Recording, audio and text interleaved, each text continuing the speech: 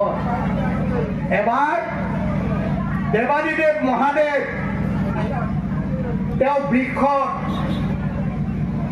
ওপৰৰ পৰা আহি আছে, ওপৰেদি আহি আছে, লগত তেওঁৰ পত্নী, মৰমৰ পত্নী আই পাৰ্বতী।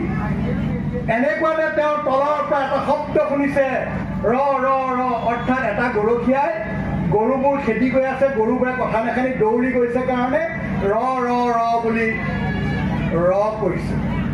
তেতিয়া ৰৈ গ'ল বৃষভ বাহন। বৃষভ বাহন যেতিয়া ৰৈ গ'ল, তেতিয়া আই পাৰ্বতীয়ে সুধিলে যে স্বামী, হে প্ৰভু, তুমি কিয় ৰথ ৰাখি দিলা?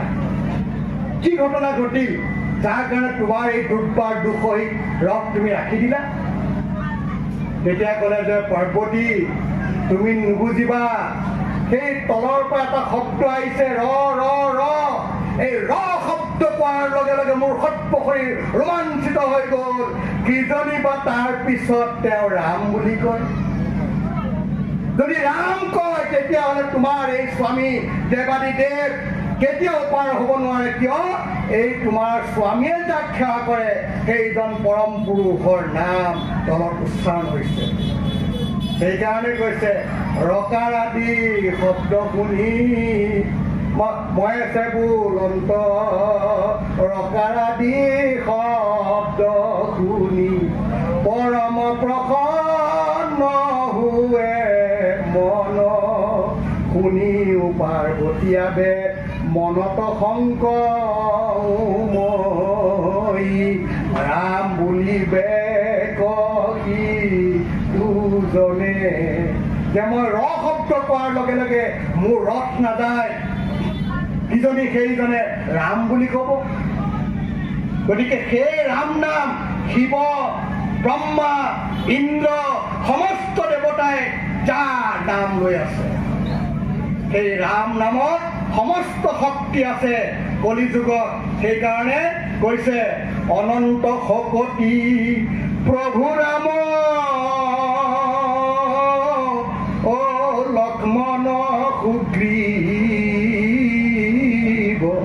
বিভীষণ হনুমন্ত আদি মহাবীৰ গণ, আনি তৰুলতা পৰ্বতক অ কটেক যুঁজন,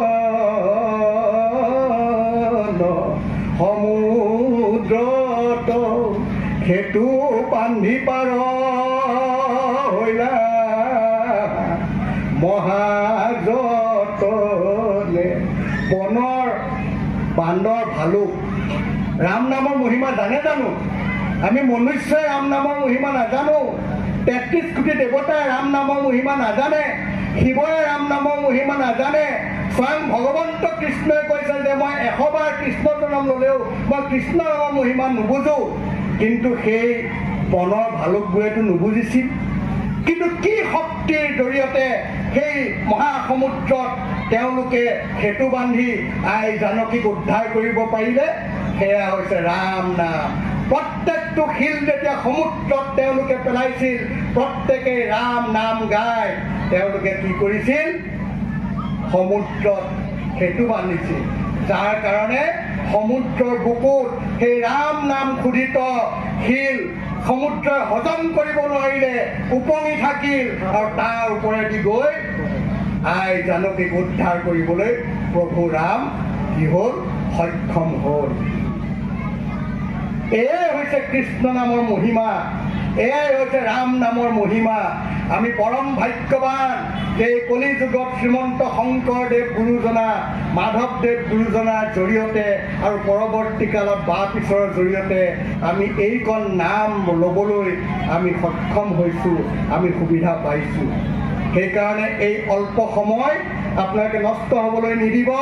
এই নাম মহাসমুদ্ৰত অৱগাহন কৰি নিজেও ধন্য হোৱাৰ লগতে জগতকো ধন্য কৰক, ইয়াকে আহ্বান কৰি মোৰ বক্তব্য সামৰণি মাৰিছোঁ। জয় জগতগুৰু শ্ৰীমন্ত।